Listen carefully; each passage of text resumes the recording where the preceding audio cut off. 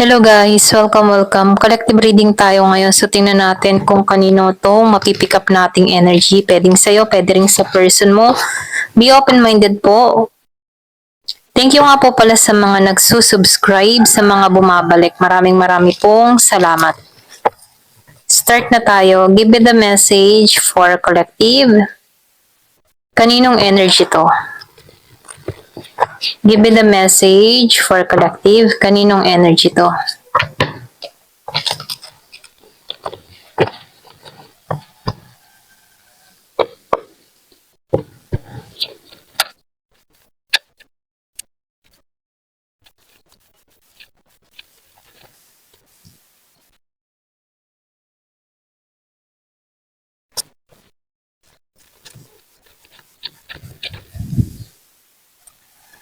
So, meron ditong lovers.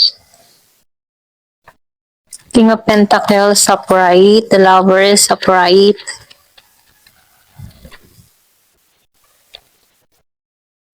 Meron ako na-feel dito na forbidden love or may pinagbabawal na pag-ibig. Meron ako nakikitang umahas dun sa iba. Yung iba sa inyo sa nakaraan, meron kang nakilala ditong tao na akala mo siya na talaga. Ganon. Ganon yung energy dito, no? Siya yung nagpapasaya sa'yo, in the past. Kumaga, tinuring ka ng tao na ito na espesyal, pinaramdam niya sa'yo kung gaano kakahalaga. Kaya lang, sa di inaasahan dito, merong mga umiksena sa connection na to, merong mga kumadlang or pwede rin may nag-extra, okay? May gumulo. So, lumalabas rin dito, dumating din sa point na hindi mo na to inintay. Meron ako nakikitang Taurus, Gemini, Aries, meron ding Leo, Sagittarius, Virgo, and Capricorn. Dumating sa point mo na hindi mo na to inintay or hindi mo na lang to iniisip pa.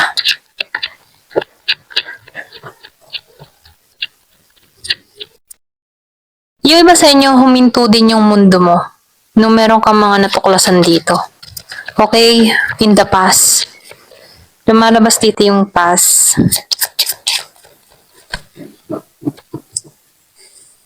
So hanggang ngayon, nakikitaan ko dito na pagdating sa usapin, sa person mo, yung baga, or sa kabili mo, sa past person mo, okay? Nakikitaan ko dito na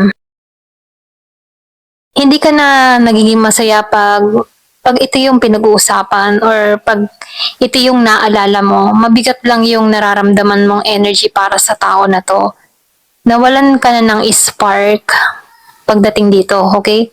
So, nakikitaan ko dito, ito din yung nagbigay ng kalungkutan sa'yo or pwede ring matinding kalungkutan sa naranasan mo.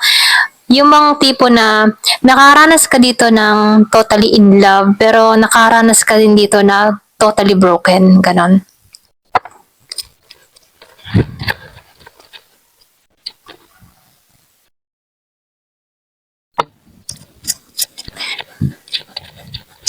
Dito nakikita ko sa present moment mo, hinahanap mo yung balanse para sa'yo. Hinahanap mo yung boundary mo, katatagan mo. Alam mo sa sarili mo na mayroon pang malaking pagbabago na mangyayari sa'yo, okay? So, nakikitaan ko dito yung balance, nahanapan mo yung balance, nahanapan mo ng stability, yung sarili mo.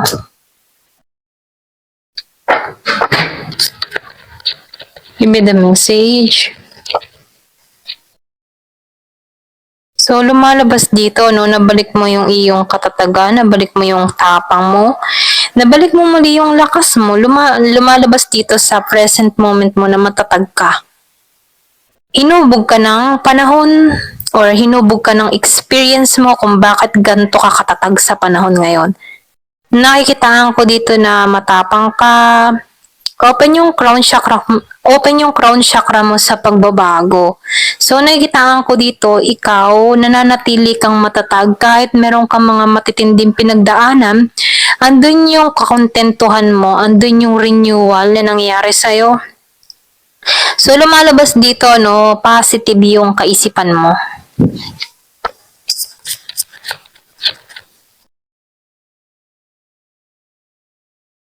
Lumalabas din dito, no, yun ba sa inyo, wala ka nang mai-offer dito sa tao na to, or pwede rin sabihin meron ka din pinagdadaanan sa pera. Yung iba ha, hindi halos lahat. Kung meron ka namang kadiling dito na Taurus, Virgo, or Capricorn, ayaw mong makipag-cooperate dito, ayaw mong makipag-discussion dito.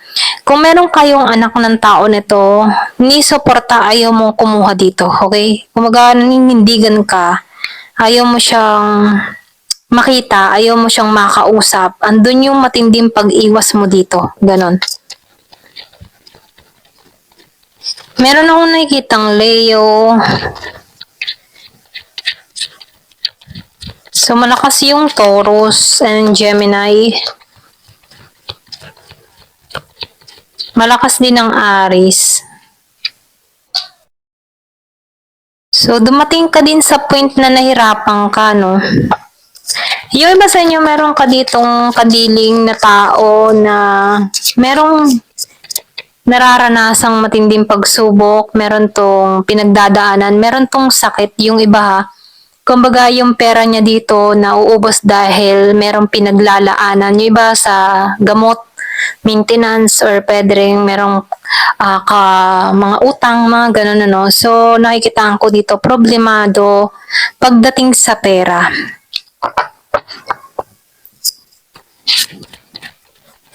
Yung iba naman sa inyo, nakikitaan ko dito, nahihirapan sa sitwasyon. Pwede rin sa trabaho, hirap din siya. Kulang at kulang pa rin yung kinikita.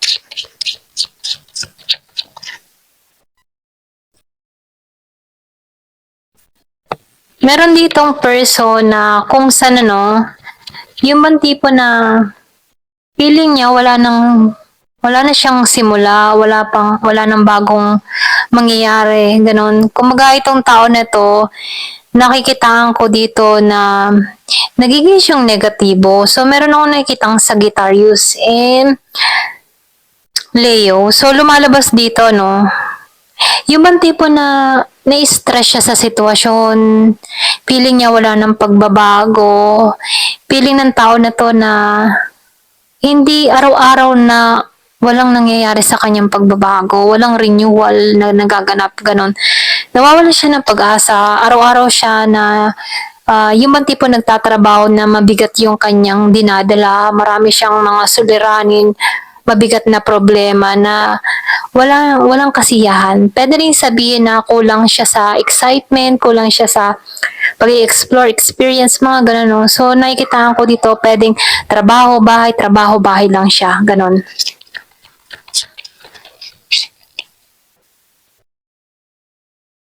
So, lumalabas dito na gusto ng tao nito na umalis, okay, mag-relocate sa ibang lugar, pero hindi siya makaalis dito.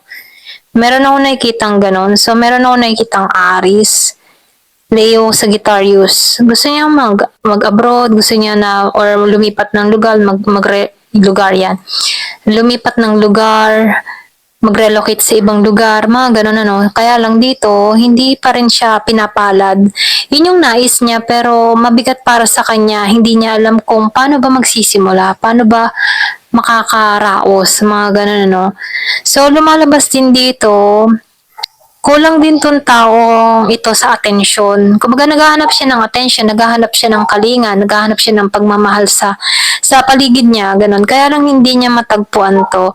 Pwede rin sabihin na inaako niya lahat, pero nagnanais din siya ng pagbabago, pero hindi niya makita yung pagbabago. Dahil mismo sa paligid niya ay hindi niya nakikita yung kooperasyon, okay? Pwede rin sabihin na stuck siya sa sitwasyon. Pwedeng sa family din, is ito rin yung dahilan kung bakit hindi niya makita yung pagbabago. Ayan. So, lumalabas dito na inaako niya lahat ng mga problema. Ganon. So, wala siyang inspirasyon. Give me the message. So, kung kanino mang energy to, no? So, sinasabihan ka dito, huwag ka mawawalan ng pag-asa, laban lang, ano? Kung meron ka mga matitinding pinagdadaanan, makakaraos ka din yan. Kumbaga, china-challenge ka lamang diyan, pero after na malampasan mo yung mga pagsubok na yan, merong magandang mangyayari sa'yo. Maniwala ka, kasi lahat naman tayo ay sinusubok. Ayan. So, start na tayo ulit.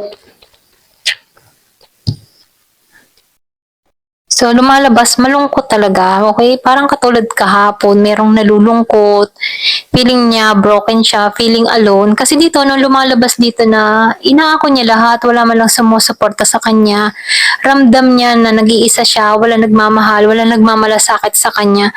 Ganun ano, kaya minsan, naisip ng tao na to na wala siyang makitang pagbabago sa araw-araw, ganun.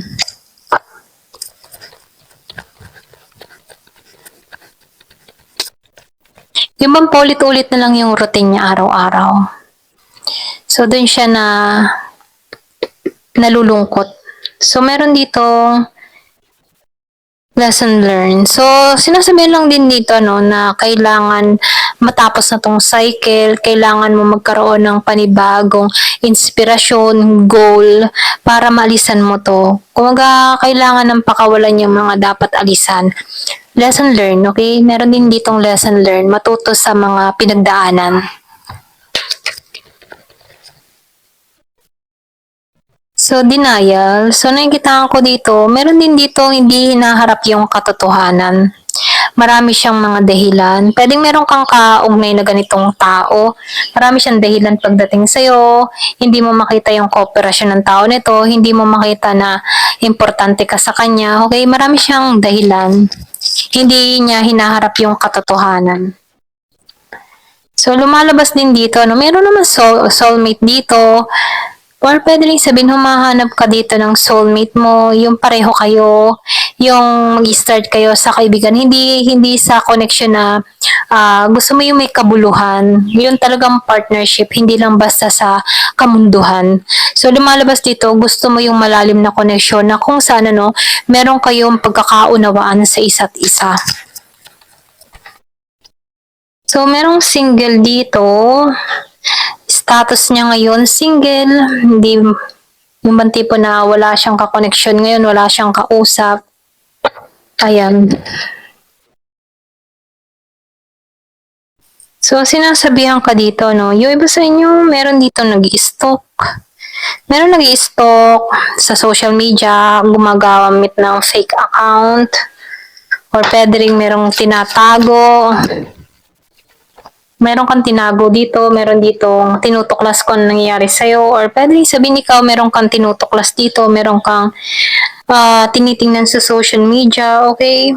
So, nakikitaan ko dito, no, merong natatakot, merong nagpapanik, anxiety. Yung baga anxiety attack, meron siyang nararamdaman or pwede rin sabihin, masyado siyang nababahala, balisa, mga ganun, no, pwede iniisip niya yung kanyang hinaharap, iniisip niya na matagal na kasi siyang single dito, iniisip niya kung meron pa bang darating sa kanya, ganun. So, nakikitaan ko dito na kailangan mo lang dito magpakatatag. Meron nagre-reminiscing, merong nagbabalik tanaw, merong memories, alaala ng nakaraan, pwedeng pumapasok sa kaisipan, kaya dito natatakot, nagpapanik. So, desire. Matindi pa rin yung desire, meron ditong nalilibugan, or pwede rin sabihin na pareho naman kayo ng sexual chemistry, pareho kayo ng, yung parang, yung tipo, nung nagsasama kayo, pareho kayo ng desire sa isa't isa, no? Kaya lang, meron lang ditong hindi inaasahan na nangyari sa inyong dalawa, okay? Kaya lang, andun pa rin yung init na nararamdaman. Ayun, andun pa rin yung sexual chemistry sa inyong dalawa.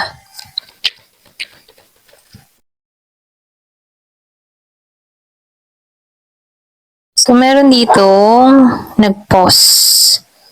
Merong connection dito na tumigil or walang usap. Iniintay yung tamang panahon. Kung madalas mo makita yung 111, 222, 333, synchronicities, ano, pareho pa rin kayo ng nararamdaman sa isa't isa. Halimbawa, kung iniisip mo tong tao na to, iniisip ka rin niya. Kung nakakaramdam ka ng, or for example, kung nakakaramdam ka ng desire, ganun din siya sa'yo. So, nakikitaan ko dito yung connection. Andun pa rin yung matinding connection yung dalawa, okay? Kung madalas mo makita yung 111, 222, 333, ito yung senyales, na pareho kayo ng nararamdaman sa isa't isa. So, ito lang nakikita ko. Ayan. Thank you for watching. Love and peace.